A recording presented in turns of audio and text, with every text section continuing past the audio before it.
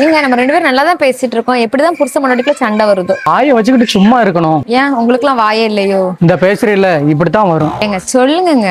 உதாரணத்துக்கு நான் ஒரு 1000 ரூபாய் சம்பளம் வாங்குறேன்னு வச்சுக்கோ. நீ என்ன நினைப்ப?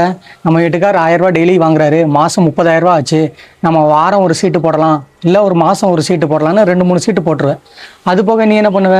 வீட்டில் ஒரு ஃப்ரிட்ஜ் இல்லை, ஏசி இல்லை, இந்த அவங்க வீட்டிலலாம் இருக்குது, போனோம் இருந்துச்சு அப்படின்னு சொல்லி நீ ஏதாவது ஒன்று இஎம்ஐயில் எடுத்துருவேன்.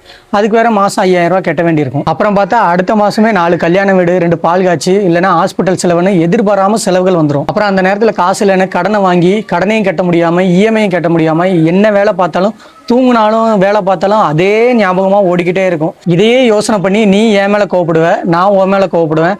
ஒன்றும் தெரியா பிள்ளைங்க மேலே எரிஞ்சு விழுவோம். வேலை பார்த்த சம்பள காசுலாம் இஎம்ஐக்கும் லோனுக்கும் அதுக்கும் இதுக்கும் கட்டிடுறோம்.